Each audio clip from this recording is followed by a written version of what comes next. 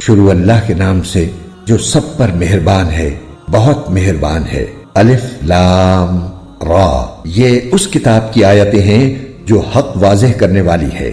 ہم نے اس کو ایسا قرآن بنا کر اتارا ہے جو عربی زبان میں ہے تاکہ تم سمجھ سکو۔ اے پیغمبر، ہم نے تم پر یہ قرآن جو وحی کے ذریعے بھیجا ہے، اس کے ذریعے ہم تمہیں ایک بہترین واقعہ سناتے ہیں، جبکہ تم اس سے پہلے اس واقعے سے بالکل بے خبر تھے۔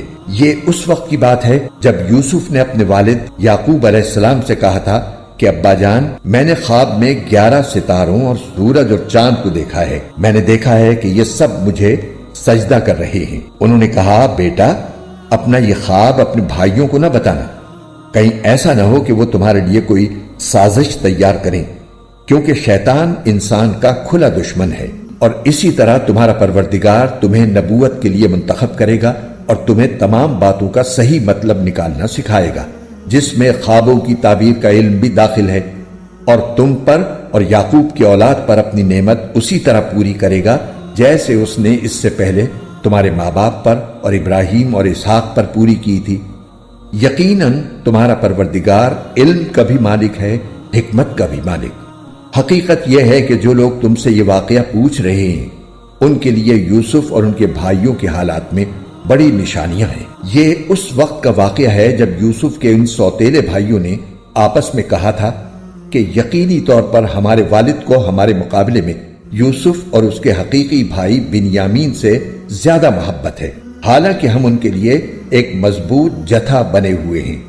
ہمیں یقین ہے کہ ہمارے والد کسی کھلی غلط فہمی میں مبتلا ہیں۔ اب اس کا حل یہ ہے کہ یوسف کو قتل ہی کر ڈالو، یا اسے کسی اور سرزمین میں پھینک آؤ تاکہ تمہارے والد کی ساری توجہ خالص تمہاری طرف ہو جائے، اور یہ سب کرنے کے بعد پھر توبہ کر کے نیک بن جاؤ۔ انہی میں سے ایک کہنے والے نے کہا، یوسف کو قتل تو نہ کرو، البتہ اگر تمہیں کچھ کرنا ہی ہے تو اسے کسی اندھے کنویں میں پھینک آؤ تاکہ کوئی قافلہ اسے اٹھا کر لے جائے۔ چنانچہ ان بھائیوں نے اپنے والد سے کہا کہ ابا، یہ آپ کو کیا ہو گیا ہے کہ آپ یوسف کے معاملے میں ہم پر اطمینان نہیں کرتے؟ حالانکہ اس میں کوئی شک نہیں ہونا چاہیے کہ ہم اس کے پکی خیر خواہ ہیں۔ کل آپ اسے ہمارے ساتھ تفریح کے لیے بھیج دیجئے تاکہ وہ کھائے پیے اور کچھ کھیل کود لے، اور یقین رکھیے کہ ہم اس کی پوری حفاظت کریں گے۔ یعقوب نے کہا، تم اسے لے جاؤ گے تو مجھے اس کی جدائی کا غم ہوگا، اور مجھے یہ اندیشہ بھی ہے کہ کسی وقت جب تم اس کی طرف سے غافل ہو تو کوئی بھیڑیا اسے کھا جائے۔ وہ بولے، ہم ایک مضبوط جتھے کی شکل میں ہیں، اگر پھر بھی بھیڑیا اسے کھا جائے تو ہم تو بالکل ہی گئے گزرے ہوئے۔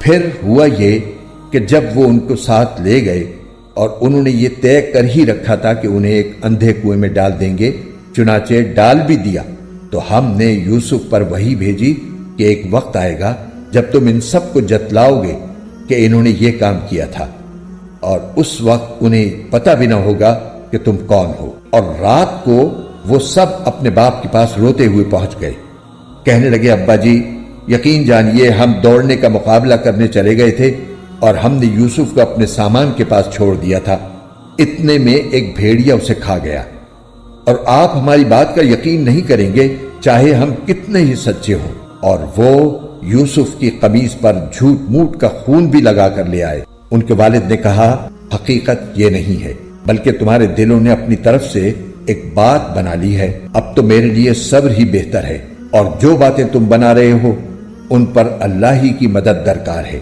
اور دوسری طرف جس جگہ انہوں نے یوسف کو کنویں میں ڈالا تھا، وہاں ایک قافلہ آیا۔ قافلے کے لوگوں نے ایک آدمی پانی لانے کے لیے بھیجا، اور اس نے اپنا ڈول کنویں میں ڈالا تو وہاں یوسف علیہ السلام کو دیکھ کر پکار اٹھا، لو خوشخبری سنو، یہ تو ایک لڑکا ہے۔ اور قافلے والوں نے انہیں ایک تجارت کا مال سمجھ کر چھپا دیا، اور جو کچھ وہ کر رہے تھے اللہ کو اس کا پورا پورا علم تھا۔ اور پھر انہوں نے یوسف کو بہت کم قیمت میں بیچ دیا، جو گنتی کے چند درہموں کی شکل میں تھی، اور ان کو یوسف سے کوئی دلچسپی نہیں تھی۔ اور مصر کے جس آدمی نے انہیں خریدا، اس نے اپنی بیوی سے کہا کہ اس کو عزت سے رکھنا، مجھے ایسا لگتا ہے کہ یہ ہمیں فائدہ پہنچائے گا، یا پھر ہم اسے بیٹا بنا لیں گے۔ اس طرح ہم نے اس سرزمین میں یوسف کے قدم جمائے تاکہ انہیں باتوں کا صحیح مطلب نکالنا سکھائیں، اور اللہ کو اپنے کام پر پورا قابو حاصل ہے، لیکن بہت سے لوگ نہیں جانتے۔ اور جب یوسف اپنی بھرپور جوانی کو پہنچے تو ہم نے انہیں حکمت اور علم عطا کیا، اور جو لوگ نیک کام کرتے ہیں ان کو ہم اسی طرح بدلہ دیتے ہیں۔ اور جس عورت کے گھر میں وہ رہتے تھے اس نے ان کو ورغلانے کی کوشش کی اور سارے دروازوں کو بند کر دیا اور کہنے لگی، آ بھی جاؤ۔ یوسف نے کہا، اللہ کی پناہ، وہ میرا آقا ہے، اس نے مجھے اچھی طرح رکھا ہے۔ سچی بات یہ ہے کہ جو لوگ ظلم کرتے ہیں انہیں فلاح حاصل نہیں ہوتی۔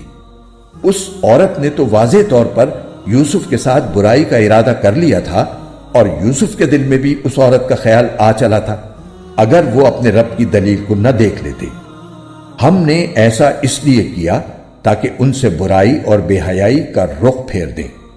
بے شک وہ ہمارے منتخب بندوں میں سے تھے۔ اور دونوں آگے پیچھے دروازے کی طرف دوڑے، اور اس کشمکش میں اس عورت نے ان کے قمیص کو پیچھے کی طرف سے پھاڑ ڈالا۔ اتنے میں دونوں نے اس عورت کے شوہر کو دروازے پر کھڑا پایا۔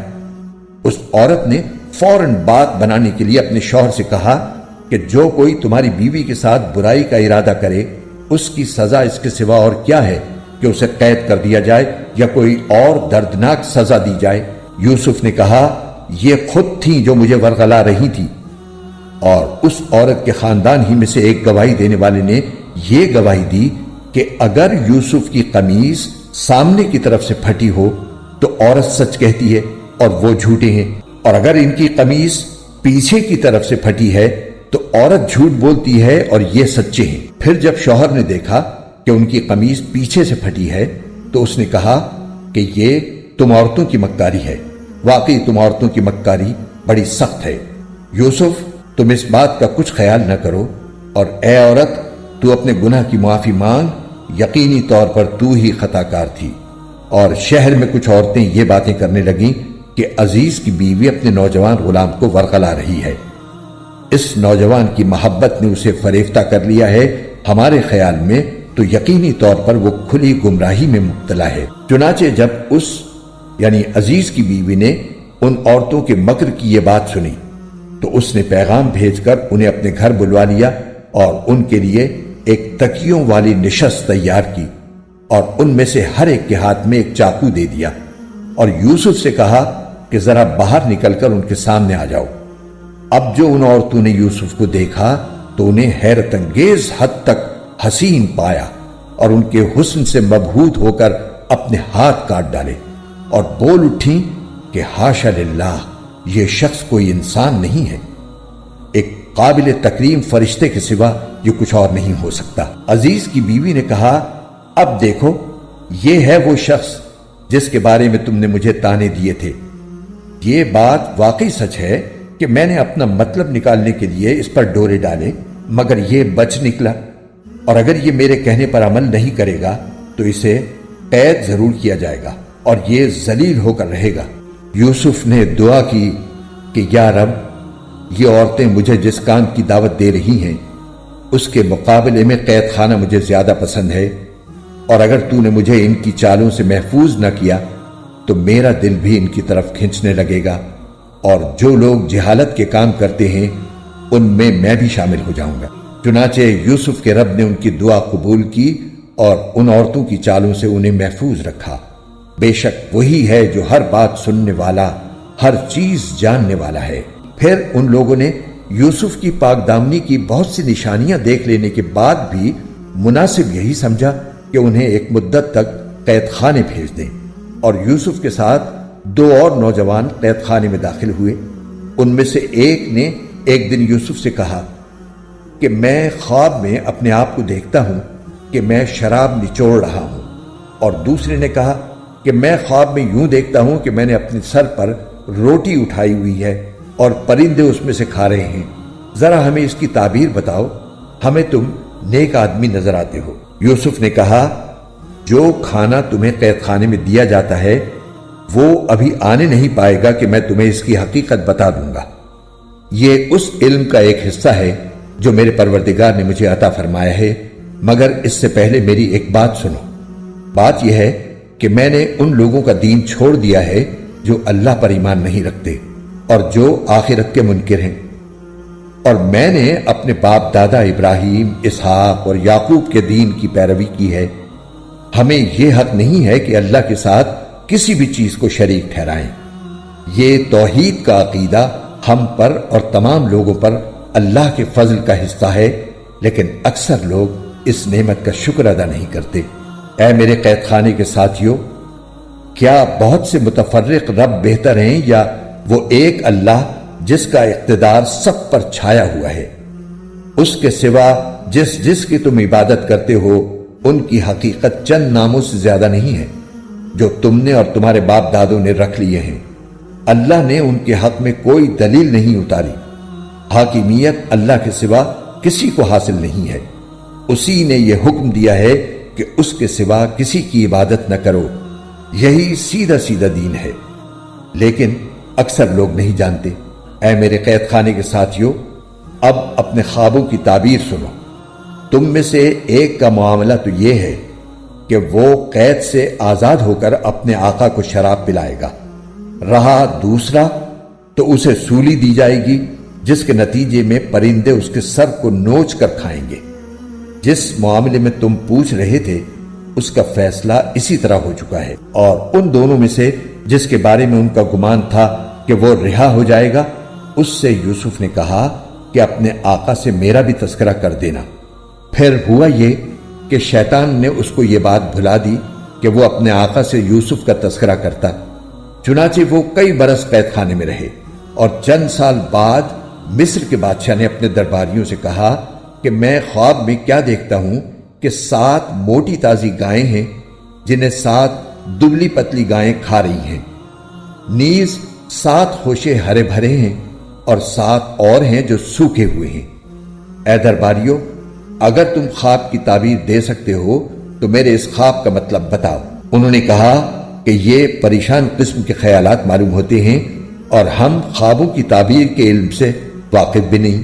اور ان 2 قیدیوں میں سے جو رہا ہو گیا تھا اور اسے ایک لمبے عرصے کے بعد یوسف کی بات یاد آئی تھی، اس نے کہا کہ میں آپ کو اس خواب کی تعبیر بتائے دیتا ہوں، بس مجھے یوسف کے پاس قید خانے میں بھیج دیجئے۔ چنانچہ اس نے قید خانے میں پہنچ کر یوسف سے کہا، یوسف، اے وہ شخص جس کی ہر بات سچی ہوتی ہے، تم ہمیں اس خواب کا مطلب بتاؤ کہ 7 موٹی تازی گائیں ہیں جنہیں 7 دبلی پتلی گائیں کھا رہی ہیں، اور 7 خوشے ہرے بھرے ہیں اور دوسرے 7 اور ہیں جو سوکھے ہوئے ہیں۔ شاید میں لوگوں کے پاس واپس جاؤں اور انہیں خواب کی تعبیر بتاؤں تاکہ وہ بھی حقیقت جان لیں۔ یوسف نے کہا، تم 7 سال تک مسلسل غلہ زمین میں اگاؤ گے، اس دوران جو فصل کاٹو اس کو اس کی بالیوں ہی میں رہنے دینا، البتہ تھوڑا سا غلہ جو تمہارے کھانے کے کام آئے وہ نکال لیا کرو۔ پھر اس کے بعد تم پر 7 سال ایسے آئیں گے جو بڑے سخت ہوں گے، اور جو کچھ ذخیرہ تم نے ان سالوں کے واسطے جمع کر رکھا ہوگا اس کو کھا جائیں گے۔ ہاں، البتہ تھوڑا سا حصہ جو تم محفوظ کر سکو گے صرف وہ بچ جائے گا۔ پھر اس کے بعد 1 سال ایسا آئے گا جس میں لوگوں پر خوب بارش ہوگی اور وہ اس میں انگور کا شیرہ نچوڑیں گے۔ اور بادشاہ نے کہا کہ اس کو یعنی یوسف کو میرے پاس لے کر آؤ۔ چنانچہ جب ان کے پاس ایلچی پہنچا تو یوسف نے کہا، اپنے مالک کے پاس واپس جاؤ اور ان سے پوچھو کہ ان عورتوں کا کیا قصہ ہے جنہوں نے اپنے ہاتھ کاٹ ڈالے تھے۔ میرا پروردگار ان عورتوں کے مکر سے خوب واقف ہے۔ بادشاہ نے ان عورتوں کو بلا کر ان سے کہا، تمہارا کیا قصہ تھا جب تم نے یوسف کو ورغلانے کی کوشش کی تھی؟ ان سب عورتوں نے کہا کہ حاشا للہ، ہم کو ان میں ذرا بھی تو کوئی برائی معلوم نہیں ہوئی۔ عزیز کی بیوی نے کہا کہ اب تو حق بات سب پر کھل ہی گئی ہے، میں نے ہی ان کو ورغلانے کی کوشش کی تھی اور حقیقت یہ ہے کہ وہ بالکل سچے ہیں۔ جب یوسف کو قید خانے میں اس گفتگو کی خبر ملی تو انہوں نے کہا کہ یہ سب کچھ میں نے اس لیے کیا تاکہ عزیز کو یہ بات یقین کے ساتھ معلوم ہو جائے کہ میں نے اس کی غیر موجودگی میں اس کے ساتھ کوئی خیانت نہیں کی، اور یہ بھی کہ جو لوگ خیانت کرتے ہیں اللہ ان کے فریب کو چلنے نہیں دیتا۔ اور میں یہ دعویٰ نہیں کرتا کہ میرا نفس بالکل پاک صاف ہے، واقعہ یہ ہے کہ نفس تو برائی کی تلقین کرتا ہی رہتا ہے۔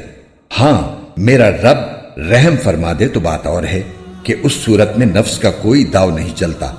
بے شک میرا رب بہت بخشنے والا بڑا مہربان ہے۔ اور بادشاہ نے کہا کہ اس کو میرے پاس لے آؤ، میں اسے خالص اپنا معاون بناؤں گا۔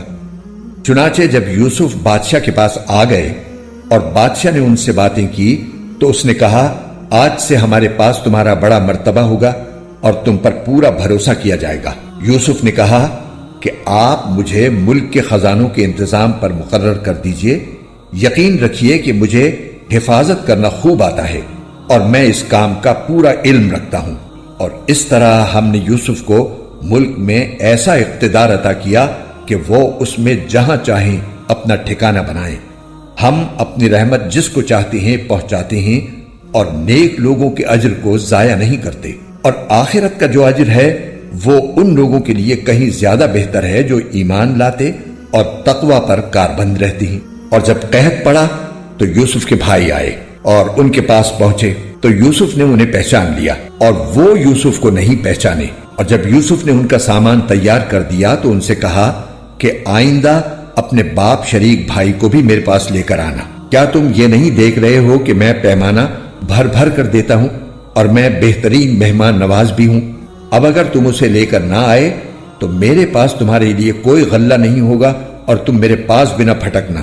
وہ بولے، ہم اس کے والد کو اس کے بارے میں بہلانے کی کوشش کریں گے کہ وہ اسے ہمارے ساتھ بھیج دیں، اور ہم ایسا ضرور کریں گے۔ اور یوسف نے اپنے نوکروں سے کہہ دیا کہ وہ ان بھائیوں کا مال جس کے بدلے انہوں نے غلہ خریدا ہے انہی کے کجاووں میں رکھ دیں، تاکہ جب یہ اپنے گھر والوں کے پاس واپس پہنچیں تو اپنے مال کو پہچان لیں، شاید اس احسان کی وجہ سے وہ دوبارہ آئیں۔ چنانچہ جب وہ اپنے والد کے پاس واپس پہنچے تو انہوں نے کہا، ابا جان، آئندہ ہمیں غلہ دینے سے انکار کر دیا گیا ہے، لہٰذا آپ ہمارے بھائی بنیامین کو ہمارے ساتھ بھیج دیجئے تاکہ ہم پھر غلہ لا سکیں، اور یقین رکھیے کہ ہم اس کی پوری پوری حفاظت کریں گے۔ والد نے کہا، کیا میں اس کے بارے میں تم پر ویسا ہی بھروسہ کروں جیسا اس کے بھائی یوسف کے بارے میں تم پر بھروسہ کیا تھا؟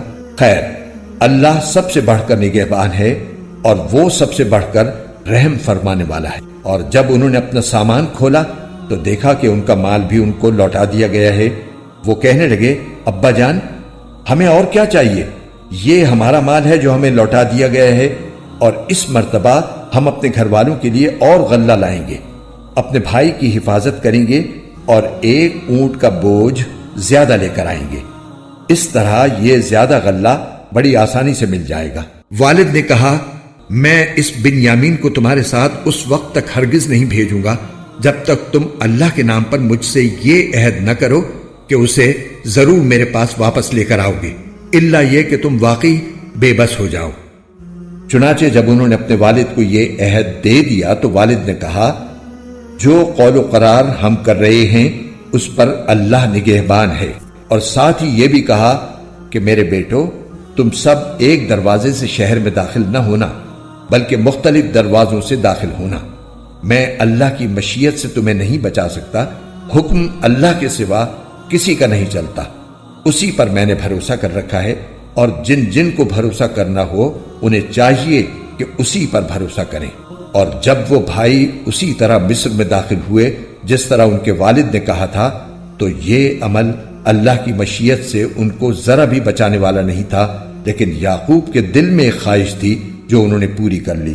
بے شک وہ ہمارے سکھائے ہوئے علم کے حامل تھے، لیکن اکثر لوگ معاملے کی حقیقت نہیں جانتے۔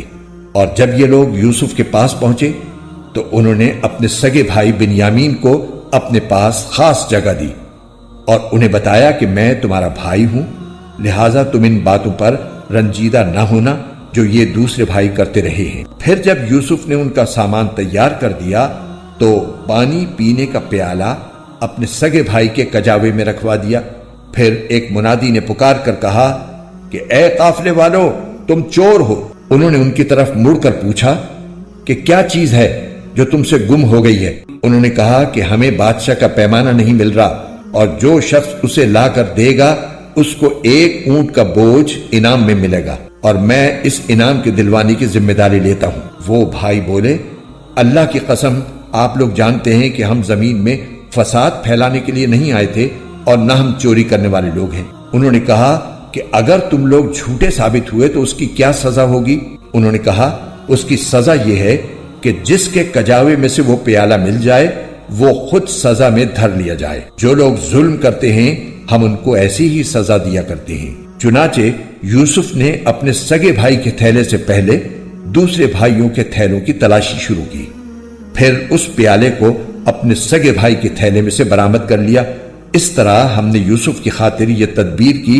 اللہ کی یہ مشیت نہ ہوتی تو یوسف کے لیے یہ ممکن نہیں تھا کہ وہ بادشاہ کے قانون کے مطابق اپنے بھائی کو اپنے پاس رکھ لیتے، اور ہم جس کو چاہتے ہیں اس کے درجے بلند کر دیتے ہیں، اور جتنے علم والے ہیں ان سب کے اوپر ایک بڑا علم رکھنے والا موجود ہے۔ بہرحال وہ بھائی بولے کہ اگر اس بن یامین نے چوری کی ہے تو کچھ تعجب نہیں، کیونکہ اس کا ایک بھائی اس سے پہلے بھی چوری کر چکا ہے۔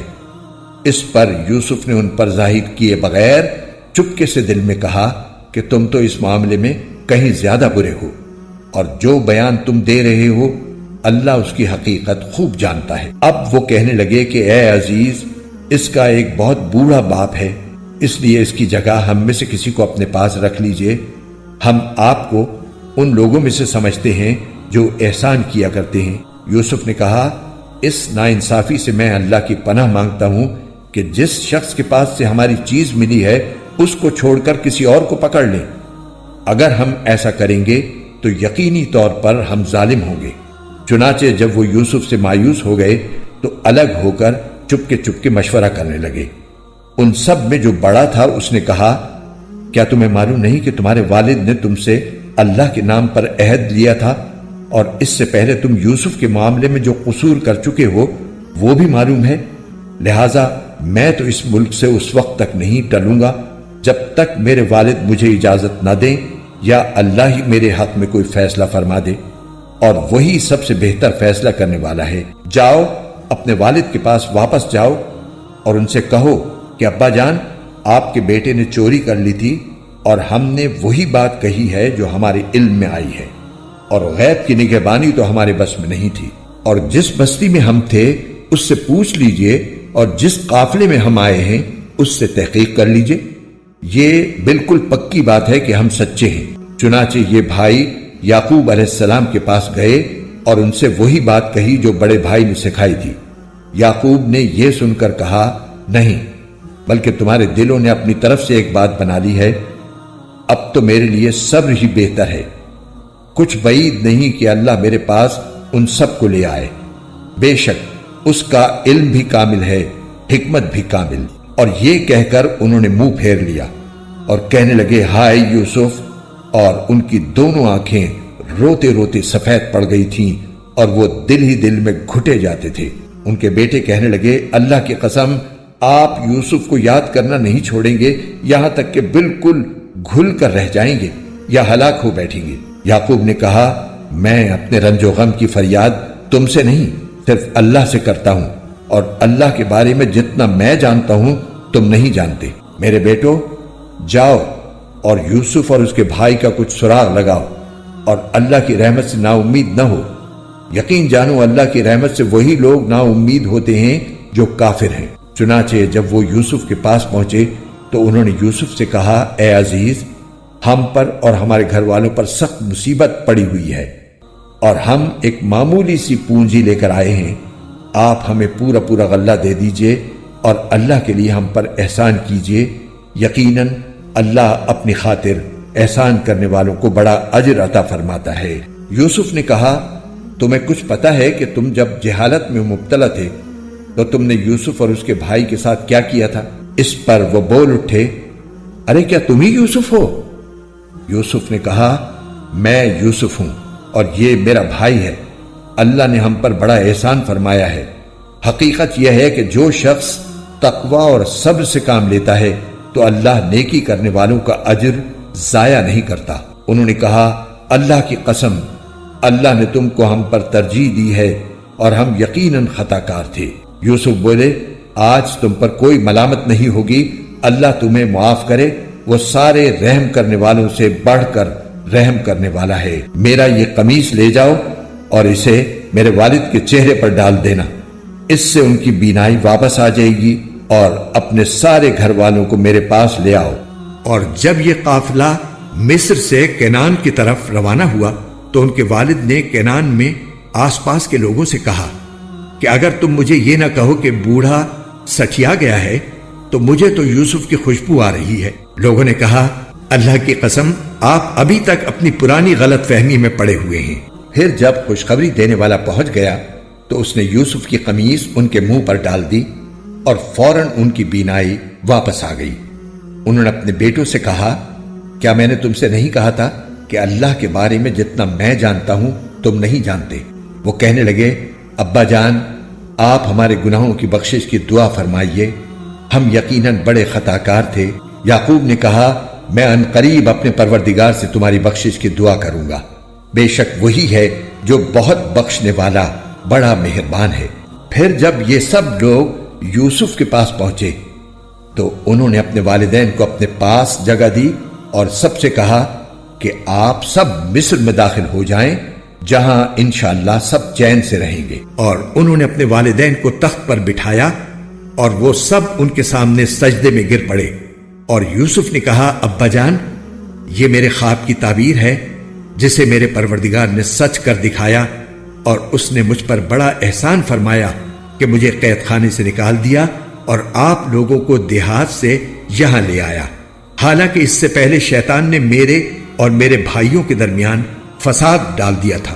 حقیقت یہ ہے کہ میرا پروردگار جو کچھ چاہتا ہے اس کے لیے بڑی لطیف تدبیریں کرتا ہے، بے شک وہی ہے جس کا علم بھی کامل ہے، حکمت بھی کامل۔ میرے پروردگار تو نے مجھے حکومت سے بھی حصہ عطا فرمایا اور مجھے تعبیر خواب کے علم سے بھی نوازا۔ آسمانوں اور زمین کے پیدا کرنے والے تو ہی دنیا اور آخرت میں میرا رکھوالا ہے، مجھے اس حالت میں دنیا سے اٹھانا کہ میں تیرا فرما بردار ہوں اور مجھے نیک لوگوں میں شامل کرنا۔ اے پیغمبر یہ تمام واقعہ غیب کی خبروں کا ایک حصہ ہے جو ہم تمہیں وحی کے ذریعے بتا رہی ہیں، اور تم اس وقت ان یوسف کے بھائیوں کے پاس موجود نہیں تھے جب انہوں نے سازش کر کے اپنا فیصلہ پختہ کر لیا تھا کہ یوسف کو کنویں میں ڈالیں گے۔ اس کے باوجود اکثر لوگ ایمان لانے والے نہیں ہیں، چاہے تمہارا کیسا ہی دل چاہتا ہو، حالانکہ تم ان سے اس تبلیغ پر کوئی اجرت نہیں مانگتے۔ یہ تو دنیا جہان کے سب لوگوں کے لیے بس ایک نصیحت کا پیغام ہے، اور آسمانوں اور زمین میں کتنی ہی نشانیاں ہیں جن پر ان کا گزر ہوتا رہتا ہے، مگر یہ ان سے منہ موڑ جاتی ہیں، اور ان میں سے اکثر لوگ ایسے ہیں کہ اللہ پر ایمان رکھتے بھی ہیں تو اس طرح کہ وہ اس کے ساتھ شرک بھی کرتے جاتے ہیں۔ بھلا کیا ان لوگوں کو اس بات کا ذرا ڈر نہیں ہے کہ اللہ کے عذاب کی کوئی بلا آ کر ان کو لپیٹ لے، یا ان پر قیامت اچانک ٹوٹ پڑے اور انہیں پہلے سے احساس بھی نہ ہو؟ اے پیغمبر کہہ دو کہ یہ میرا راستہ ہے، میں بھی پوری بصیرت کے ساتھ اللہ کی طرف بلاتا ہوں، اور جنہوں نے میری پیروی کی ہے وہ بھی، اور اللہ ہر قسم کے شرک سے پاک ہے، اور میں ان لوگوں میں سے نہیں ہوں جو اللہ کے ساتھ کسی کو شریک ٹھہراتے ہیں۔ اور ہم نے تم سے پہلے جو رسول بھیجے وہ سب مختلف بستیوں میں بسنے والے انسان ہی تھے جن پر ہم وہی بھیجتے تھے، تو کیا ان لوگوں نے زمین میں چل پھر کر یہ نہیں دیکھا کہ ان سے پہلے کی قوموں کا انجام کیسا ہوا؟ اور آخرت کا گھر یقیناً ان لوگوں کے لیے کہیں بہتر ہے جنہوں نے تقوی اختیار کیا۔ کیا پھر بھی تم عقل سے کام نہیں لیتے؟ پچھلے انبیاء کے ساتھ بھی یہی ہوا کہ ان کی قوموں پر عذاب آنے میں کچھ دیر لگی، یہاں تک کہ جب پیغمبر لوگوں سے مایوس ہو گئے اور کافر لوگ یہ سمجھنے لگے کہ انہیں جھوٹی دھمکیاں دی گئی تھیں تو ان پیغمبروں کے پاس ہماری مدد پہنچ گئی، یعنی کافروں پر عذاب آیا اور جن کو ہم چاہتے تھے انہیں بچا لیا گیا، اور جو لوگ مجرم ہوتے ہیں ان سے ہمارے عذاب کو ٹالا نہیں جا سکتا۔ یقیناً ان کے واقعات میں عقل و ہوش رکھنے والوں کے لیے بڑا عبرت کا سامان ہے۔ یہ کوئی ایسی بات نہیں ہے جو جھوٹ موٹ گھڑ لی گئی ہو، بلکہ اس سے پہلے جو کتابیں آ چکی ہیں ان کی تصدیق ہے اور ہر بات کی وضاحت، اور جو لوگ ایمان لائیں ان کے لیے ہدایت اور رحمت کا سامان